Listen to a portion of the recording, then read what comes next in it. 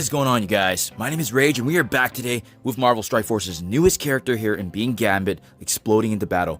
As you guys can see, he is going to be rounding out the rest of his unlimited X-Men team, and really the main strengths that he brings here is going to be his high damage and survivability. As well, he has explosive attacks in supporting his fellow X-Men allies, so it doesn't necessarily just have to be the unlimited X-Men. He is going to be able to slot into different X-Men teams, which is really nice about his kit. Overall, his special ability doesn't actually require any ability energy, so that's where the dynamic is going to be a little interesting with that mechanic. And as well, as you can see, their team is going to be really synergized with the Cosmic Crucible intention of gaining additional charges on spawn and then gaining that speed bar after each enemy turn. So it's going to be interesting to see how that actually fares. But as you guys can see here, this is actually going to be implemented. His unlock will be the Ace of Raids milestone event, which I believe is upcoming in the next week here. So I'll definitely make a video just to kind of take a preview of that and how that's going to be determined. But with all these new characters, we always got to take advantage of the increased drop rate of the 15% with the red stars. So one of the best ways to actually get that, especially taking advantage of this limited time, we have to take advantage. We have to make sure we can get that promotion, and that way also reviews kit overall preemptively what the T4s look like. So I mean, personally, you guys, I'm not sure how much I'm going to invest in the limited X-Men, just because personally right now I am doing quite well in Cosmic Crucible with the teams I have. So I don't know how much out of adding one more team will be of value to me, but that doesn't go well saying that, you know, this is still a good time to capitalize on these free bonuses, such as these increased buffs. So you can see Gambit's character profile is actually here, so that tells us that the effect is in play. I always like to double check by hitting the additional eye here for details, and then going through the promotion, scrolling to the very bottom, and we should be able to see Gambit here with the increase of 50%, which, as you can see here on screen, good to go. So that being said, you guys, I like to aim for the 3 to 4 red, especially for these higher level characters. But let's see how we do today in the RNG, because I know sometimes when we open couple, it doesn't land the mark, and we may have to take a pause, right? Sometimes I find taking a pause can actually help reset it to try again later. So let's see how our first couple does here. So far just greens, and at the end of the day, like I said, at least these actually get added up into the duplicates, which can then be utilized then for the higher reds. So here we go. We got a blue right here. 3, unfortunately. Already a duplicate. Adding more. So yeah, we haven't... oh, okay, there we go. We got a 2 on Gambit. So, I mean, haven't got too much, but you know what? We have built up quite a few of these Elite 4s. So, you know what? We got 7 right now. Let's open up a couple and see how our luck fares today, because I haven't done these in a while, and, you know, we have been saving them up, especially these character unlocks. And I guess the other notable reason to boost up this team would really be in preparation for the next Scourge event, right? Especially knowing that Rogue is going to be that legendary horseman, and they can be part of that unlock here. So let's take a back step here. 5 left, 7 there. You know what? We do have a little bit of a generous amount of the Elite 5 too. So just seeing how our luck is today, let's go ahead and see how this one looks. Maybe we can get a little bit luckier.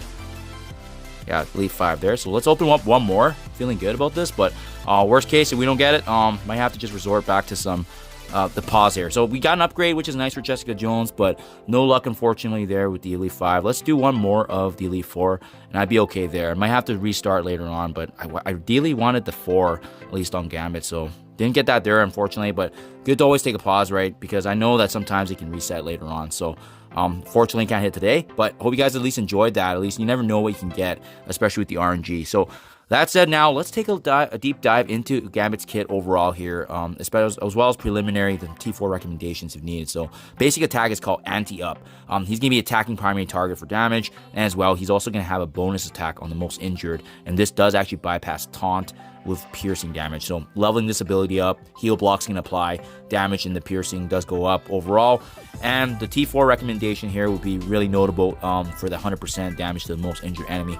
I do need to see how he functions within the team first before even considering that, so I think level 6 right now is good bang for buck, but that 100% notably to the most injured enemy is good value, depending on how much damage output we guys see. So that's definitely something to watch out for if you guys are planning to bring him up in preparation with his team. Winning Hand is a special attack, and keep in mind, this is the one that does not have an energy cost, right? So he can keep using this.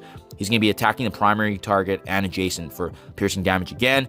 If charged, he actually does apply ability block, which is really nice. And again, this ability doesn't require energy. When this character is AI controlled, this attack will only be used if he's charged.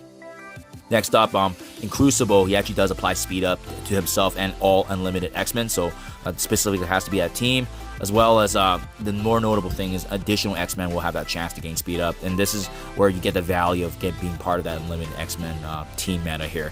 So leveling this ability up, the damage does go up, the bleed also does apply to primary and secondary targets, and notably the T4 here does apply additional bleeding for 2 turns, and speed up is always going to be applying for 2 turns if it's notably with the X-Men Unlimited team and that chance of the X-Men trait. So there you guys have it. A strong ability overall, good damage, good bleed, good speed up, and the fact that he can keep doing it, he's really going to be providing a lot of support, right, to the team, and that's really where his value is going to be from. Stack Deck is his ultimate ability, attacking all enemies for percentage damage. It's also unavoidable and cannot be blocked. Notably in Crucible, this is where he's actually going to be able to flip positive effects into negative, so that's going to turn the tides of battle, right? So what's notable about this ability is that you can see how significant each level here jumps with the damage. On top of that, if there is 3 or more X-Men allies, doesn't have to be unlimited, he's also going to have a chance to apply Disruption.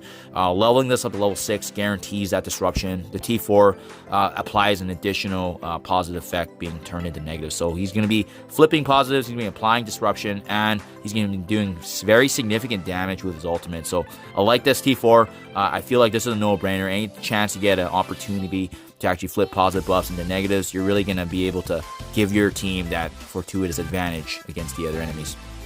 Last but not least, pick a card passive. On spawn, gaining charge. In Crucible, he gains an additional charge, and when his health actually drops below that 50% threshold, he's actually going to get the following effects, right? Stealth, immunity, clearing all defense down on him, so he's never going to really get defense down, especially when he's paired up with Rogue. And as well, as we level this ability up, you can see here he's going to be attacking the most injured enemy for 90% piercing, and as well as gaining heal block. Passively gets additional health as well. When he has evasion, he also gains crit chance, and that actually does apply to the rest of his unlimited X-Men. And as well, anytime that there is a crit, he's going to be applying evasion to his unlimited X-Men team. And as well, they also passively gain that max percentage health. So the T4 here notably is actually going to be ensuring that at the end of any turn, filling his speed bar up by 20%, and as well gaining stealth for 2 turns. So I mean, always the passives with these characters are really generous in what they bring, even notably level 4 giving them that extra max health. But I think definitely this is worth noting, the T4. Even if you don't use them in Cosmic Crucible, I think the fact that they actually gain the max percentage health is absolutely huge. And that speed bar, you're really going to see that impact when you're utilizing Gambit in Cosmic Crucible.